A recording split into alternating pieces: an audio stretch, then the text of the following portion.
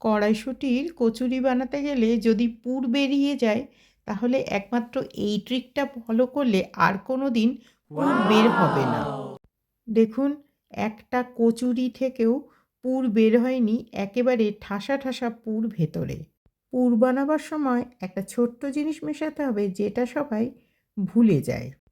একেবারে শীতকালের তাজা মটরশুঁটি, 1 কাপ মটরশুঁটি, 1 চামচ লবণ, 2টো কাঁচা লঙ্কা ভেঙে দিয়ে দিলাম,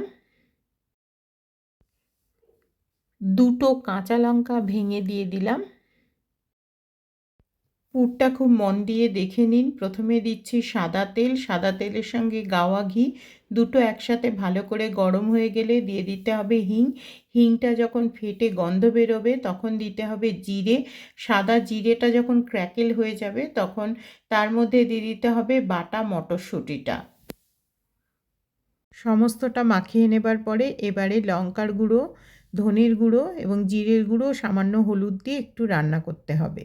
সামান্য একটু লবণ মেশানোর পরে এই পুরটাকে একেবারে শুকনো শুকনো করে রান্না করে নিতে হবে।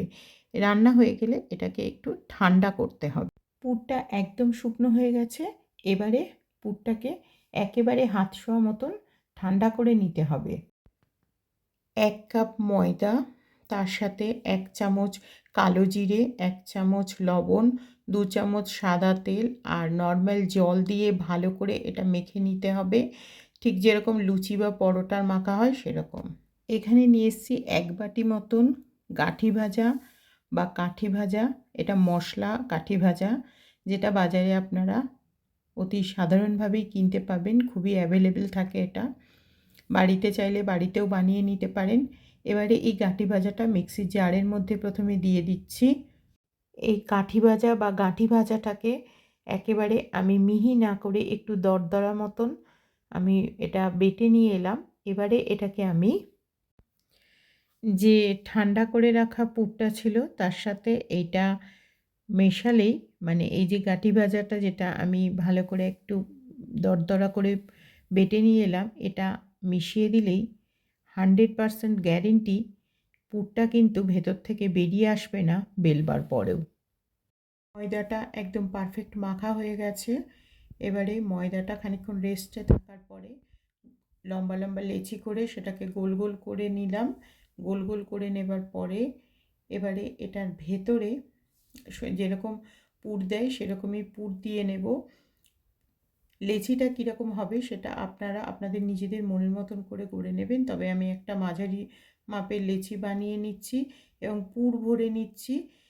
একটু ময়দা দিয়ে ভেতরটা যদি গোল করে নেন তাহলে পুর কখনোই বেরিয়ে আসবে না। এবং দেখুন এটা বেলে নিলাম, বেলে নেবার পরে একটাও বেরিয়ে আসেনি কোনো রকম পুর, এবং এতটাই পারফেক্ট হয়েছে যে ভেতরের ছাপটা পর্যন্ত বেরিয়ে এসেছে। প্রত্যেকটা দেখুন কোনোটাই বেরিয়ে আসবে না। এটা কিন্তু একেবারে ঠিক এরকমভাবেই আপনারা বানাবেন, কোনো দিন কোনো রকম পুর বেরিয়ে আসবে না। এবং এটা আমি যে ভাজছি দেখুন, ভাজার সময় যে অনেকটা তেল দিয়েছি তাও নয়, সামান্য তেলেই কিন্তু এটা হয়ে যাবে। কচুরি মানেই কিন্তু অনেকটা তেল দিয়ে ভাজতে হবে তেমন নয়। দেখুন একদম পারফেক্ট কচুরি তৈরি। এবারে আমি প্লেট সাজিয়ে নিচ্ছি।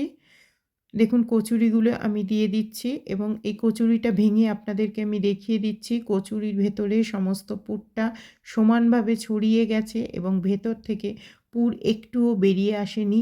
এটাই হচ্ছে গ্যারেন্টি যে এইভাবে বানালে পুর কিন্তু কখনোই বেরিয়ে আসবে না। এরকম ভিডিও পেতে চ্যানেলটিকে সাবস্ক্রাইব করুন আর লাইক করুন ভিডিওটা।